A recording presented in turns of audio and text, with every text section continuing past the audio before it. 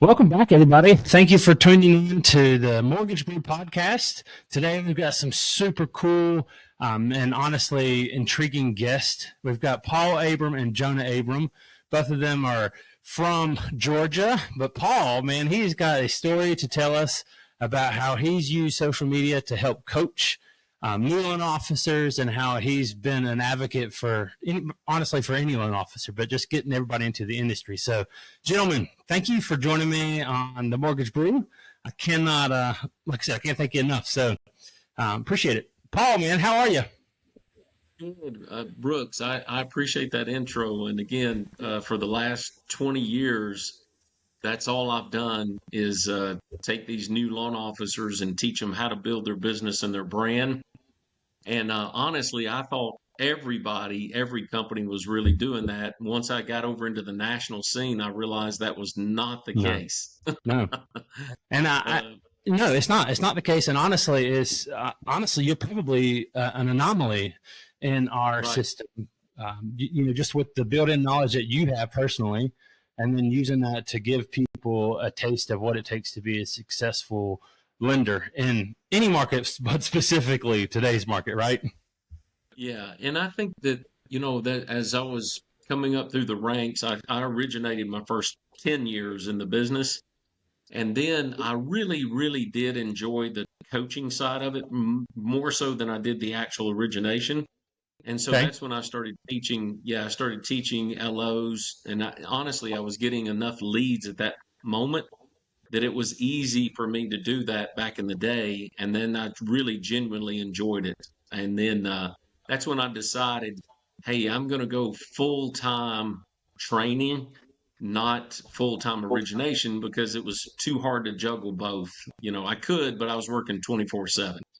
So you did 10 years of origination, and that was it prior to getting into the training and coaching side? Yep. I did 10 years. So I've been in the business now for 30 years, and my first 10 was origination. Yep. Nice. And Nice, nice. generally, yeah, generally speaking, uh, always been on the retail side. Didn't even really know what the broker side was hardly at all, to be honest with you. And then Yeah. we tried that little bout for about 6 months and decided that we didn't like it.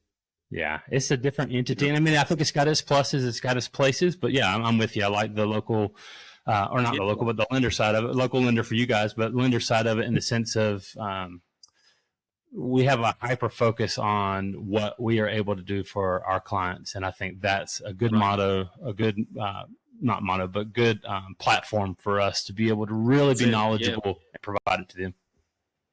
So, We love PMR. Matter of fact, just a real quick story. I'd met Corey and Mandy about 3 years ago, and honestly, I tried to get the two companies together that I was with. I was with Homestar, and then I tried to bring those two together because they matched and mirrored us so much on the West yeah, Coast that I told Corey and Wes Hunt, I said, you guys should meet and y'all should work out a deal where you join forces, and they just couldn't do it. yeah.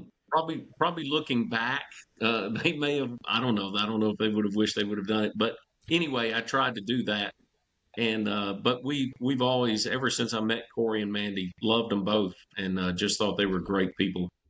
What got you into the industry 30 years ago? What was it that got you into mortgages? Yeah, that's a good question. My mom was a realtor for 30 years while I was growing up.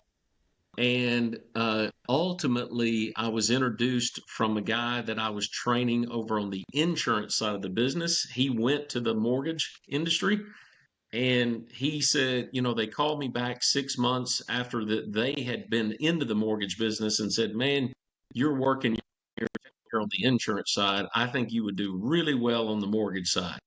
Yeah. My first month, Brooks, I closed 7 transactions. They were all FHA streamlines, Oh, and I'd never made so much money in 1 month. And I was like, okay, I'm doing it. it's so easy. Yep. And I mean, I'm with you. So when I initially got in, I was in pharmaceutical, I wouldn't say sales, but operations side, pharmaceuticals. Prior with a little tidbit of sales in that, well, I was just selling our pharmacy. So I had a tiny bit of sales, but when it came to mortgages, I knew nothing about it when I got into it, and I jumped like pretty much waist deep, maybe neck Right. deep. I got in 2020. I just had a really good friend that was a realtor, kind of same situation, other than it wasn't a family member for me. And he told me, he says, I was ready to get out. COVID kind of changed my mentality of what I felt like the healthcare industry was like, and Right. what it drained from me per se. So I jumped in at that point and went straight to a lender, not even to a bank or an institution. I went straight to a lender, and I learned a lot. Thankfully, I did it at a time where it was just a refi boom. I wasn't chasing necessarily realtors while I was learning. I was just chasing friends. I was finding out, hey, I can do this for you. I can do this better for you, kind of deal. So gave me a good intro to the market. But I mean, I have loved it since then. So, but no, Paul, you've been a great asset to PMR. How long have you been at PMR now? Oh, when did we start, Jonah? It's been about I've 4 months, 5 6 months? months in. Yeah, 6 months. we're Yeah, close. I thought it was close to 6 months too. I hit my year this month. May 1st was my year here. I mean, it's a great company. I love Corey and Mandy. They do a great job providing us with everything that we need. So can't complain there. I feel like we as a team are just now catching rhythm. We're starting to get the rhythm of it, and I always say that to everybody. If you change, it takes you about 6 months to catch Yeah. rhythm. And Yeah. and unfortunately, this last year we changed how many times, Jonah? 3 times. Oh, that's Yeah. hard. Yeah, that's tough. It was a lot. Yeah. Rough. Well, I'm hoping this is a good glue and a good fit for you guys because I like having you guys on our teams. Yeah. Yeah, we No, I really like definitely it, man. will. We love it. All right, Mr. Jonah. Well, tell me about yourself. We all know who your dad is, but definitely have built a name for yourself too. You don't fall on Paul. I mean, you definitely have got your own name. So, tell us what got you into it and how you like it. Yeah, so obviously I got in the business because of Paul. I grew up around it and used to wonder why all the time he was talking on the phone so much and all those kind of things. And he used to snap at me in the back seat of the car and tell me to be quiet when he's talking on the phone. I remember that when I was in North Carolina. So. Yeah, so just all kinds of stuff got me into the business. So actually, before I got into the mortgage business, I followed in my grandfather's footsteps. I was actually an auto mechanic. So I'm really happy that I did that because it gave me a skill that a lot of people don't have. True. And it's also just another hobby of mine that I just still really love, cars and that kind of stuff. So I was doing that, made my way all the way up to a master tech with Honda, and it was going well. I mean, it was a good career, for a 20-year-old, 22-year-old kid. But as I progressed, I just kind of saw the older guys that I was working with that were 40, 50 years old. All of them were broke and unhappy with their life, and so I was just like, man, I've got to find a different career, and I just don't want to be stuck in this. I was like, if I keep going, if I make it past 25 in this career, I feel like I'm going to be stuck in it. And so I started talking to Dad, and I was like, hey, you think origination, think it's something I could do? And thankfully, it was right at the time before the market was starting to really turn up, and the market was, really getting to that point right before COVID. We had those good years. We had 2018, 2019 were good years. And then 2020. So by the time I got my name established in the business, we hit those COVID years, and what we thought was the worst year, going to be the worst years of the business, ended up being the best years of the business, thankfully. So it really allowed me to fully immerse myself in the business and grow a name and grow a brand. And then, by the time those good years hit, I had the ability just to bring in a lot of transactions. And so that was really good for me. Great timing, and really couldn't ask to have probably gotten in business at a better time.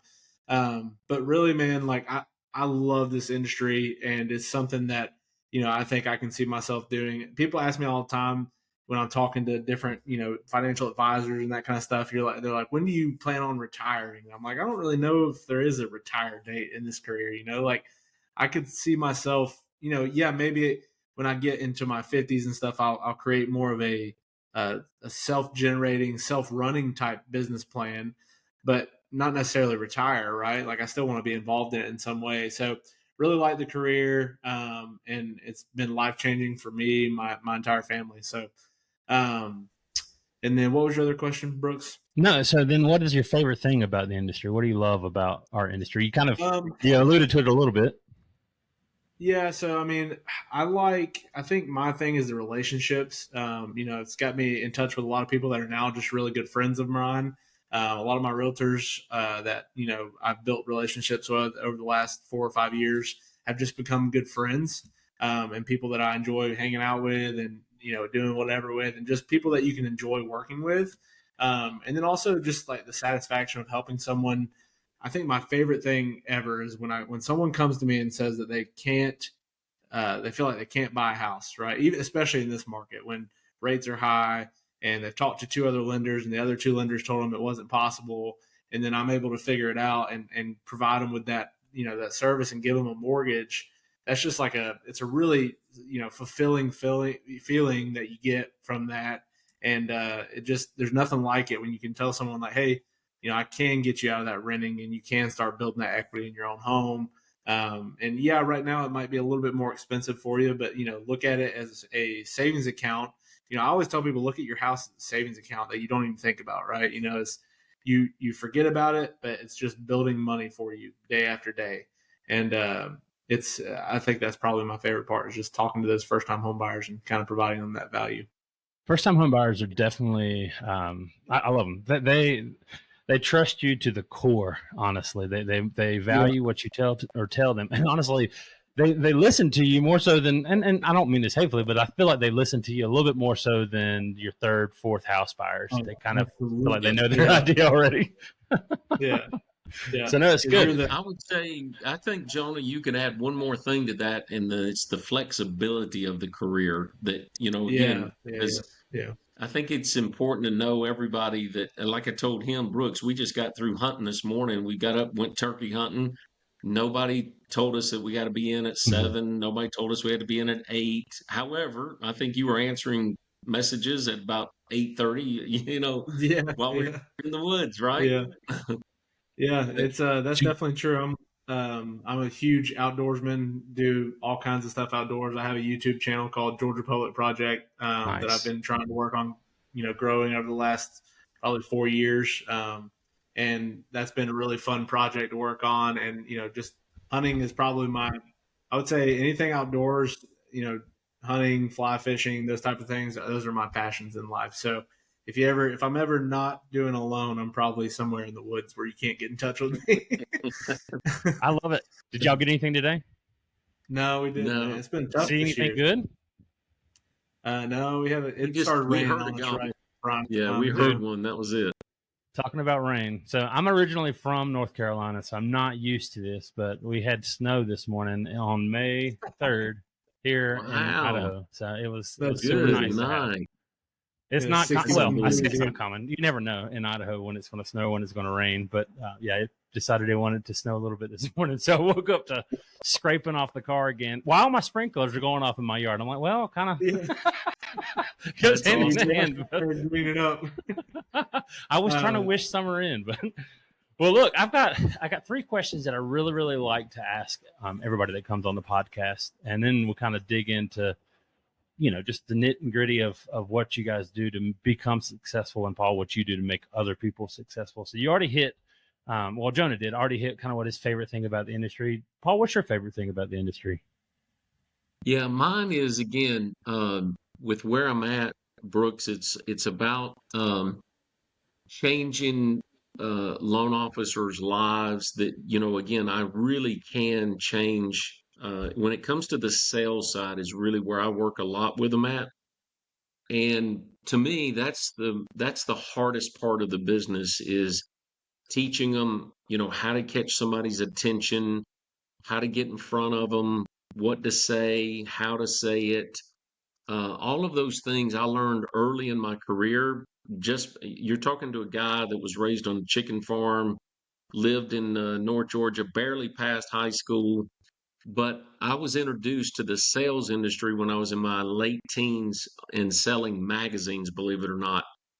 And one of those experiences was I just got to talk to a lot of people, right? And I learned how to talk to those people and convince them to buy magazines that maybe they did or didn't need, you know.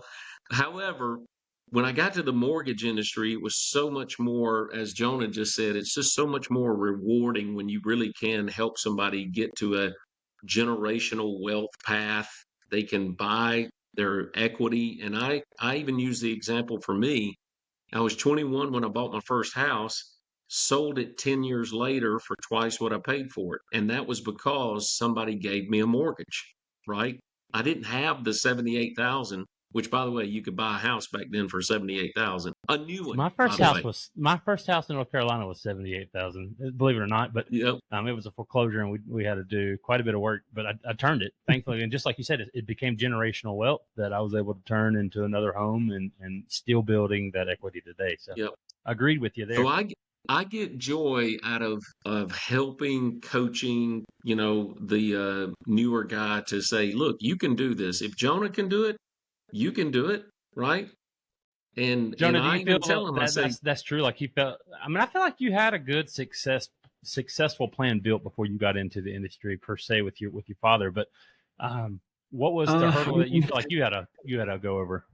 Yeah, I mean, I would say I wouldn't say I had a successful plan built. I was around the industry, but honestly, I knew nothing about it. I mean, when you told me the day that I would have gotten into the business how to do a loan, I could have never told you how to do it. Could have never told you.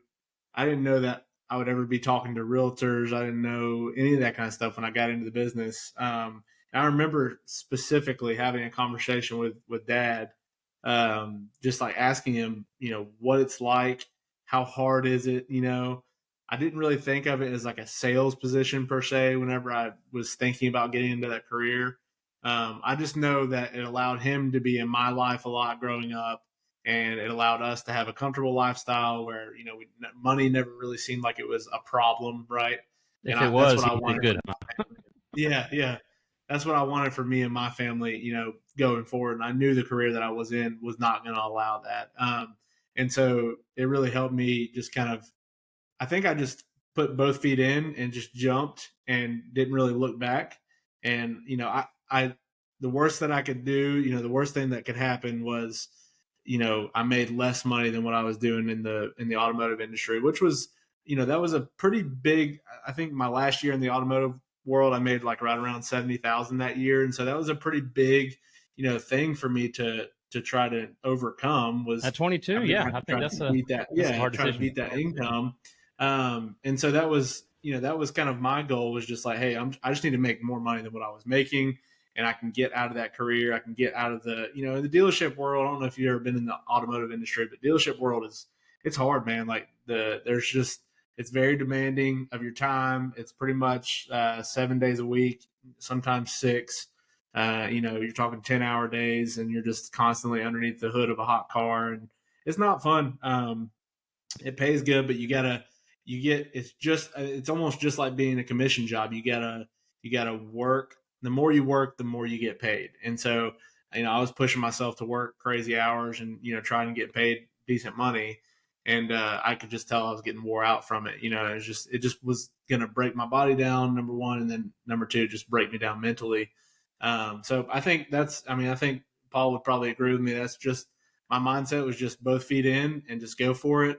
And I was listening to everything he was telling me back then and, saying, hey, he told me to call this for sale by owner one time. And this guy chewed me out. The first call I ever made in the business, the guy chewed me out. And I just remember it was, I was like, okay, this is what it's going to be like, hey, tell him about your realtor first call too, the one Yeah. that you So made my the first mistake on. realtor call, this guy calls me. I forgot how he even got my number, but he calls me and he says, hey, I got a client that's wanting to look at a mobile home. Can you do USDA mobile homes? And I said, sure. Yeah, why not? So, and in Georgia, I don't know. I think in other states you actually can do mobile homes with USDA loans, but in Georgia it has to be a brand new manufactured home to be able to be financed with USDA. And so it wasn't a brand new mobile home. It was a like double wide, it was a resale. And so I told the guy, yeah. And they go out and look at the property, whatever. They want to put an offer in. And so I call back then when we were under Paul's team, I had like a mentor, or like what did we call him? Production manager. Yeah, Production PM. manager. Yeah, PM. So yeah, I called her and I said, hey, this is the deal I got. Can we do that? And she immediately was like, no, you can't do that. And so I was like, oh crap. So I had to call the guy back and be like, hey, sorry, I know you already showed the house, but we can't do it with the USDA loan. Maybe we can figure out how to get him into like a down payment assistance program. Well, this guy he flips his lid. Absolute psycho. You know how some realtors are. They're just nutcases. And this guy was a true nutcase.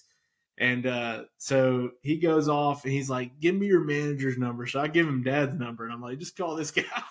And he didn't know he's my dad. So I was like, just call this guy. So I called dad and I said, hey, this realtor's about to call you because I messed up.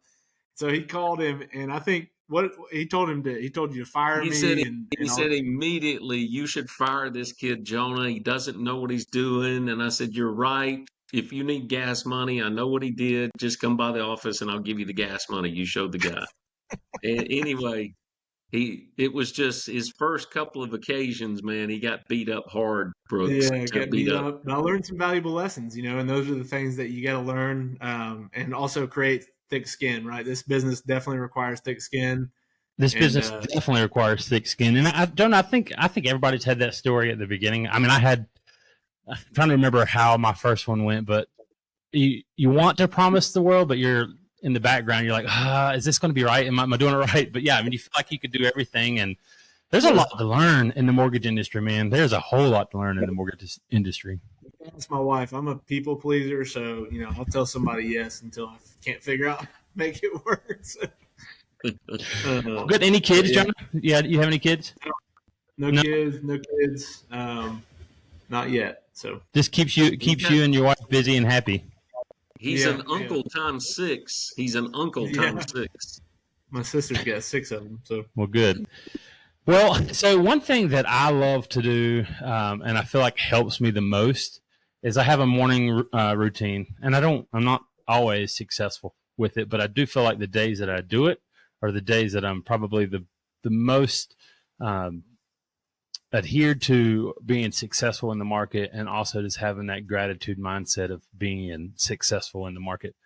So my thing is I try to get up, and I like to read the Bible if that's what it is that day, but I want to read something that gives me inspiration to be a better person. So sometimes it's just literally a quote that I've looked up and found, and just kind of, I wouldn't call it meditate, but just really let it dig into me and find out why this is going to, or how this is going to apply to me. And then if I'm really good, I'll go do a good quick exercise just to get that endorphins going. I really feel like that plays a lot in how we start our day and how successful that carries throughout the day. So, Jonah, what do you do? What's your morning routine? How do you get into the business and then make yourself feel good about it? For me, depending on what I'm doing, if it's any kind of any kind of season, so if it's deer season or turkey season, I'm probably going hunting. So I do it. I mean, especially during the week, because that's when I can get away from all the people and that kind of stuff. So that's kind of where I get my exercise. I mean, I think I've probably walked this week alone. We've probably walked 12, 15 miles or so in the woods. So, I get my exercise from doing that. I also get my early rise. You don't have to worry about your phone blowing up the whole time. You can kind of get a mental break. So I do that. And then on the days where I'm not doing that, I usually, wake up, try to spend a little time with the wife, just kind of take it easy a little bit until about 8 o'clock. And then that's when I kind of start getting on. And then I'm honestly, I need to work on this, but I'm not great about not being reactive. I'm probably too reactive. And I think that's just because of the way, number one, my personality is. Like I said, I'm a people pleaser. So I always feel like I have to answer people like as soon as they reach out to me. Agreed. And my wife tells me all the time, like, you need to set boundaries. Like, it'd be so much better for you mentally if you could set boundaries. And I agree. Like, I think it would be better, but also I just know that that's part of my success is that I'm super responsive and that, my communication is good. So, I'll sit down at my desk and start hammering out emails and text and phone calls and stuff like that. And then usually the day just kind of progresses, as it goes. I don't really have a set plan. I do have usually once a week, I try to set back a couple hours to make some social media content, film a few videos, make a few post and schedule those and that kind of stuff. And that's also one of the things that's like really hard to stay consistent with, is just like making sure you do that every single week, whether it be 3, Consistency 5 now times is a week. what builds that part of our industry. So yeah, you're right. Oh yeah, it is. It's hard, and it's really easy to come up with excuses or reasons why not to go do that. Right? Why not to sit down and make some videos and stuff. So I try to at least make a couple hours a week to hammer out those. And then other than that, that's pretty much me. I just kind of take things as they come.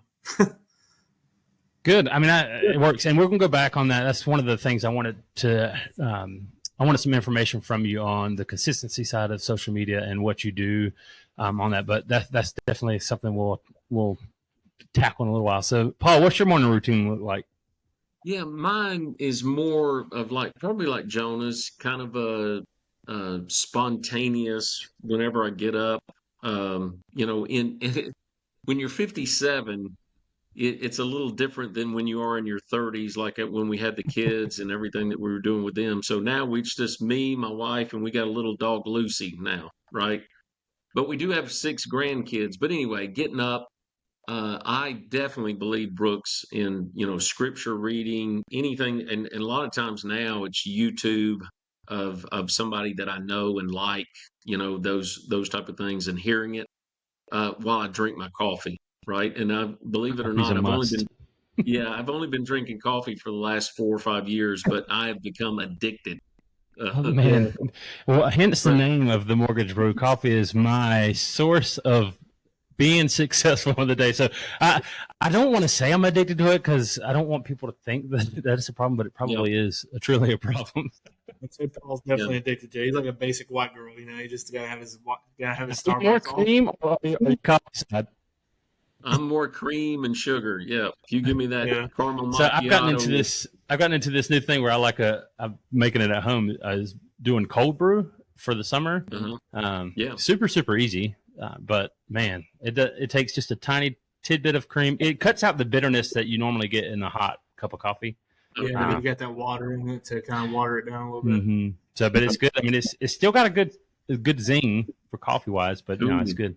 ooh, Yeah, I'm not for coffee. I can drink when it's really cold outside. I'll drink maybe a hot cup of coffee every once in a while, but I like a cold brew stuff. But I don't know, it just doesn't do it for me. I've just never been a big coffee guy. yeah. You'll We get live on a there. little You'll get there, farm. Jonah. I live on a little farm here in North Georgia, Brooks, and so out to my road, I'm about a mile off of the actual road. So me and Gail get up. I call her Blondie. We walk to the road and back, and then I play basketball twice a week still play with about 25-year-olds. I do that twice a week. That's the way to stay active, dude. That's good. You'd I try. probably beat me. I've never been a shooter. I've always been a defender. So I will give that to you all day long. So I've gotten to where I picked up golf now, with where our industry leads is golf is kind of Yeah, a good way to get some realtors in front of you, or at Yeah, least a good conversation 100%. out of it. So Yeah. I've definitely enjoyed that. So Anything that involves a ball, I have always enjoyed it. Anything that involves hunting, fishing, I've always enjoyed it. I really, I can go with anything that anybody throws out there in front of me. I like to do it, including golf. I'm not good at it, but I like it too. Well, Yeah, Paul, I'm you have got a Facebook group that you started. How long ago did you start the new loan officer group?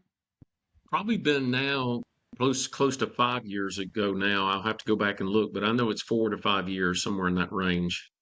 And you have what, close to 42,000 people that are on there? Yep, That's yep. There's awesome. about 40.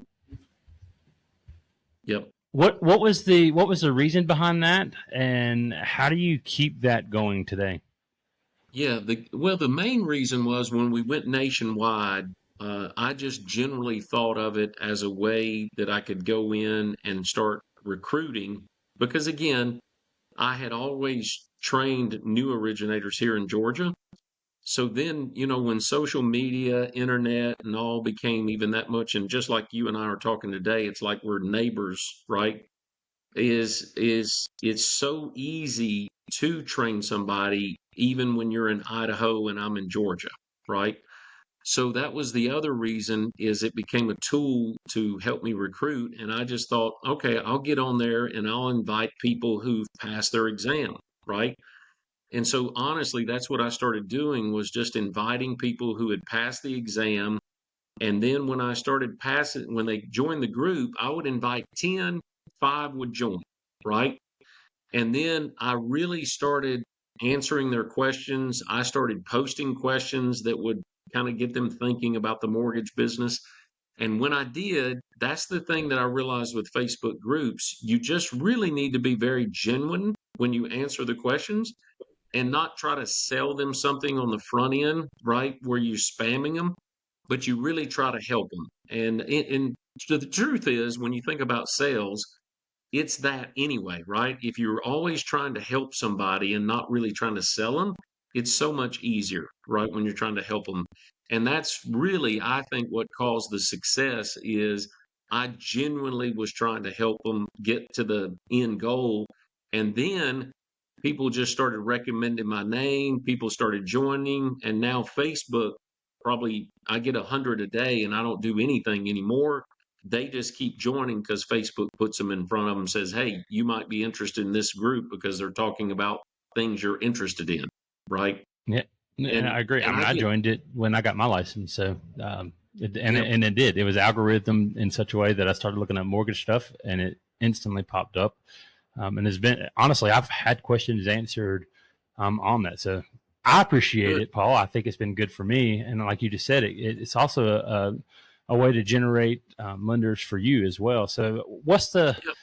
if you don't want to say this, you don't have to, but like, what's the number of lenders that you've really gotten in touch with and somewhat joined your team through that group? Oh gosh, I had Jonah probably had what 100 at Homestar, didn't I? Close to Yeah, a we think we hundred. had close to 100 on the team. Yeah, and then when the market shifted like it did on us in 22, we basically, when we made 3 different moves, Brooks, it's just like anything else. I lost 4 big teams to the Yeah, broker model. And people like that were in my position, they really, all the margin began to go away there. And I certainly understood that the margin was just, where you could not make margin for the upper management, middle management guys. They all got squeezed and rightfully so. But that's when we started to revamp the model. And that's kind of where I'm at now is we've revamped the model to still help. It's just what we do is we start them lower to begin with. We call it a business development rep, not a loan officer to begin with. So we start them, I train them, and then I promote them to loan officer when they hit a certain scale. that's good. And I Um, think honestly, when I started in the industry, like I told you, I went in straight to lending. I had no banking experience and didn't have that spoon fed yep. process at the beginning. And the lender I worked for in North Carolina when I started, I'm super, super thankful. And actually, she's going to be on the podcast next week. But um, she gave me a chance. But there was a lot of coaching. And like you just said, I mean, I was still considered a loan officer, but if anybody knows about loan officers, there's BIPs that we get paid. I wasn't getting the same amount that I'm getting now, just simply because I had a lot of learning to do. I had a lot of relying on that person before I Sure. could really do it myself. So I think that's a good Yeah. way to do it. Is there anything within the group that you would change or that you feel like now that you've implemented recently that's really been the drive to continue an increase? Yeah, I don't know that I would change. I think a lot of people have approached me now because of the 41,000 that they see it as an opportunity to sell them something, right? And I have thought about it. We've, coaching, we've done it from a couple of different angles on uh some guys have approached me from like a university type schooling type thing, how could we teach them and put them on a subscription? I just haven't, honestly, I just haven't made those moves to do it, and all I've done is just kept building the brand, Better Call Paul in there, and then just keep helping, right? That was a um, couple months back. It might have been closer to 6 months back. I remember that was a big thing. Everybody was trying to get their hashtag from that site, so it was funny to watch. But I've got to figure out a better one for myself. I just kind of went generic with the Hale Mortgage Team, but I don't know. I might have to call Paul and get a good recommendation for a hashtag on my I side as like well. that. Yeah, I think that's good. And when I tell people all the time, just it's really the simplicity of your name and what you do, right? And again, in my case, I was just riding on that wave of Better Call Saul, right? He was had a I good would, series. Yeah. Brooks, I think I would do hashtag go to Hale. Yeah, right. keep it real classy. There you go. Yeah. Or yeah, there you go. That is a good. I always want to play on it as well. Figure out a way to do it. We'll have to do that one Good. off camera and surprise everybody with that one. But There you go. no, Paul. I mean, I cannot tell you. I mean, even me. I've been in the industry now. Wow, it's going on the 4th year, and I still feel like a newbie. So I can still go on to your site and I can still go and find questions and get answers. I think a lot of people are scared of technology and scared of what it could do to take over our industry. But man, your site alone or your group alone really is a tool that I think every lender should be looking at. And if that means that they get that 1 hour with you to go over how you can make them successful, then so. But if not, this tool is something that they honestly really can benefit from just by reading comments. So I appreciate it for that side of it. I definitely try to think of things to put in there, even if it doesn't necessarily come to benefit me. Because again, let's go back to what you said. You get up and you read the scriptures every morning. There's one that says, "Give and it shall be given," right? And I promise you that has never, ever come back to harm me when I give. Never. Right. It's always come Right. back to benefit me. And that's a good attitude to have, and especially in our industry, because there could be some greedy people in our industry, honestly, sadly. But having that mindset gets people into the industry, both lenders and home buyers, gets them into home ownership and gets lenders into the industry the right way. So it's been good. Absolutely. All right, Mr. Jonah. So I'm not going to tell you that I'm not jealous of your social media content and how successful I feel like you are at it, but give us a clue, man. How can a lender use social media, and what is the consistency pattern? Like, what does it take to be good at social media content and the consistency that it takes to do it as well? I mean, first of all, I definitely wouldn't say I've been successful with it yet because I'm still really trying to grow. Well, Facebook and the algorithm on both of the sites have definitely put your name in front of me, so it's working somewhere. Yeah, no, I mean, I definitely, Facebook actually has probably been better than Instagram. Instagram is hard, man. Like I've been trying really hard to get the following up on that, and I think it's just a time thing. It just takes time and consistency and that kind of thing. So, but yeah, I mean, what I do as far as content goes, just to stay consistent, is I'll sit down and say, all right, I want to knock out filming, 5 videos today. And instead of trying to come at each one with a different idea or, trying to sit there and brainstorm with 5 different ideas, I'll just use use ChatGPT sometimes to come up with ideas. I'll say, hey, give me 20 ideas for short form mortgage videos. I'll read through those, come up with, one of them will spark my interest and one of them will make me think of something that I want to make a video about. Then I'll put my phone down, set up my camera, make the video, and then move on to the next one. And then I don't edit everything at one time. So like I'm not going to sit there and edit that video and then move on to the next one. Like I'm going to edit everything all at one time. So I'll have all 5 of my videos, pull them together, and then I'll go and edit them all at the same time. So, and then, I've noticed too that it's also important to not just always be posting about business stuff and, boring stuff. I'm going to start trying to implement more of my personal life onto my business page because I think that will help drive more traffic to it. But I'm also not the type of person that wants to put all of my entire personal life on social media just because that's not the type of person I am.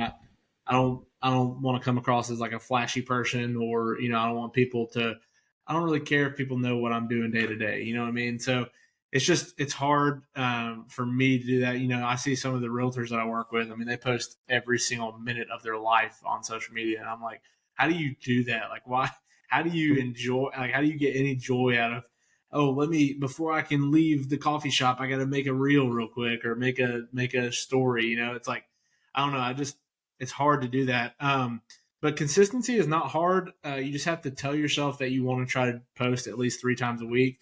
Honestly, I've slacked off really bad this week. I've just been It's turkey season. busy, and yeah, it's turkey season. So, but I'll get back on it probably next week. But it's also really important, even if you're not making some type of post or a reel or something, just try to post a story every day of some sort. I do a daily rate update on my story where I just put like the day. I put a screenshot from Mortgage News Daily and just kind of give an update of what rates have done today. And that just gives like a little bit of daily interest from people, and people notice it over time that, oh, this guy's consistently providing updates on rates.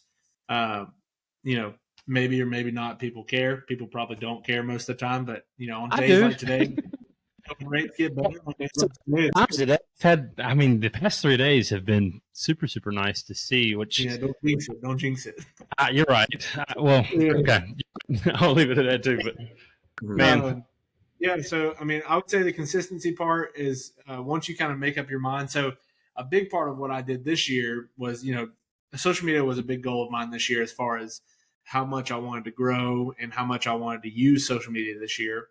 And so what I did is at the end of the year, November, December timeline, work was really slow. I was kind of done hunting for the year. So I had a lot of extra time on my hands. So I took some time and just I think I made about 150 videos in about a 3-week time span. And I just went through and edited all of them. And I just had them in a bank that I could go back and post. And so I've got all those, and I'm still using actually some of those. I'm just trying to kind of spread them out a little bit more to see if I can make some of them last for the times when I'm don't feel like making a video, right? Because there's a lot of days where you're like, oh man, I really don't want to sit here and have to think about how to make some kind of content that people are going to enjoy watching about mortgages, because most of the time it's pretty boring. But I have noticed that for mortgage content is try to talk about subjects that people don't always talk about, right? So don't always be talking about interest rates. Talk about controversial things that people may or may not agree with. Those are the types of things that are going to get more traffic on social media. Talk about ways, like think about little nuances and stuff that you can do that'll help people save money or save time, something like that. Those kind of things are usually what do really well on social media. And if you just talk about some kind of boring guideline or something, most likely nobody really cares about that, and they're not really going to listen unless it specifically affects their situation, But I've noticed that like trying to do things a little bit differently sometimes is what kind of gets that extra traction. So I'm always trying to think of something. Like I'm always thinking about video ideas, whether I'm just sitting there scrolling through reels. I'll kind of see someone's video and be like, oh, I could have done that a little bit differently. That might make a really good video. Do what they did, talk about what they're talking about, but come at it from a little bit of a different angle, and that might do really well. And so sometimes I'll just pick up on other people's ideas that they're posting about, and then I'll turn around and make my own rendition of that content. And then I'm trying to think what else is kind of that's smart. And I do that as well. So I'll go through reels that especially if I have a dry spell of where I can't think of something to post. And that honestly is, again, one of the things that I've wanted to ramp up this year too. So good to see you on your side. But like you said, I'll go and watch some reels. But you hit on something that I really wanted to ask you a little bit more on, and that's using AI or using Chat GTP. Again, I think a lot of people are scared of that. I think if you use this tool as a way to open the door to find different ideas is a great option. I know some people that make videos that are literally letting it write your scripts and stuff. And to me, don't get me wrong. If you cannot talk in front of a camera and you need to read a dialogue and you need to read a script, then by all means do it, because putting out some content is better than putting out no content. And I think, in my opinion, the way the world is moving, if you're not having some type of social media activity, you're really costing yourself a ton of money in this business, because eventually that is where people are going to make all of their decisions. And it may not Spot quite on. be there yet, but I think 10 years from now, that's going to be where people are making all of their decisions, is on social media. They're going to be making their entire life is going to be on there, as far as financial decisions, emotional decisions, family decisions, all those kind of things are all going to be made through social media in some type of way.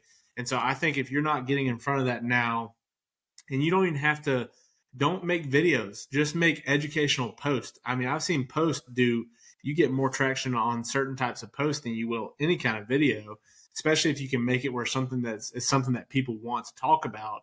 But just do some type of activity on there just to let people know that, hey, Brooks is in the mortgage business, right? And I need to call Brooks whenever I'm looking at getting a mortgage. And I'll say, like, this year, I'm 6 months into the year, and I've had more people reach out to me on social media than I have in any other year. Even when I first got in the business, when I, hounded every single person I was on Facebook with about, hey, letting them know I'm in the mortgage business, more people are reaching out to me now just from seeing my content consistently, right? They're seeing that I'm posting videos, so they'll reach out to me to ask a question or whatever. And they're probably not looking to buy a house right now, but eventually they will. And hopefully they're going to remember that conversation they had with me a year ago about their mortgage payment or whatever, whenever there comes time for them to sell and buy another house, or whenever it comes time for them to, stop renting and look at actually buying a house. So it definitely helps. And it also just kind of establishes, in my opinion, it establishes dominance in your market. Because if you're the only lender in your market that is really consistent on social media, a lot of the agents nowadays really like that, because they're active on social media. So if you're active on social media, they're active on social media. They really like that. And so that's one thing about my market, is there's not a lot of lenders that are really active on social media. There's a few that are, probably the same amount of activity as me, but none of us are really have huge followings on social media yet. So I'm hoping that I can maybe get there first. And get that kind of, capture the market that way too. So I think that's definitely one way that you can capture some market share. I think it's He's trying smart. to I catch think my that's a good idea. 41,000. Did you hear that? I don't think we could do that, Paul. I think you've got us beat. Got us beat, man. It's super. I mean, honestly, I love it, and I love that. And I don't mean this derogatory, but I love that the oldest person in the room here has the biggest following and the best reaction off of social media. So no, take it, own it. Absolutely. And Paul, what's your consistency? I mean, do you only use that channel as your way to communicate, or do you communicate on social media other ways as well? No, I'm just strictly Facebook. As a matter of fact, the Man, kids make fun of me. Yeah, they make fun of me all the time, right? That the Facebook king. But I will say this, that, again, the thing that where I saw Jonah take off, Brooks, was I taught him how to, and I say I taught him how to sell. He got to listen to me for 24 years in the back seat with him and his brother and his sister. And again, I would say, shut up, I'm on the phone. So he got to hear me a lot, right? But when I say that I taught him how the sales principles and the ideas of catching somebody's attention. And then he really did take the video side of it seriously. And really, I began to see his numbers outdo other originators that I had trained 15 and 20 years. His numbers were blowing them off the charts. So it did show me that the attention of where everybody's at is online, right? They were seeing him, and I'm not saying this to boast the kid, but he really did do a good job of getting his brand out there. And everybody that I talked to said, "Hey, I'm seeing Jonah everywhere." And what they were telling me is I'm seeing him all online, right? Agree. And And I say this as well. Like, I've seen it on mine, and Jonah, I think I saw a lot of your stuff before I even realized who you were in PMR company sites. Like, it is very true. It's valid in the sense of it does get out there. It does, but yeah. that Definitely. being said, he said a key point, and that is consistency in my head is more important than the content. because I tell loan officers all the time, you just get to see Better Call Paul again on your phone every morning you wake up, right? So I just keep building that brand in front of them consistently so that they not going to forget this guy from Georgia, right? And that's really what Jonah said. When you get the attention, now I get to get a phone call, which means you get to know me, like me, and trust me. And then when I get that, now when you do need my services, this is the spot where we get to decide, do I have what you need? Right? So I don't really have to sell them anything. It's more about me just having the right positioning of, do I have what you need when you need it? Which is, Yeah, in my I, case, yeah. agreed. So you alluded to something, and I like it because I use it myself because I'm not a cold call person. I hate making cold calls. Social Yep. media is such an easy avenue to make warm calls Yep. because you can put it out there, and no one, you don't care who sees it most of the time, 100%. but you can Yep. put it out there, and they can communicate that way. Yep. Yep.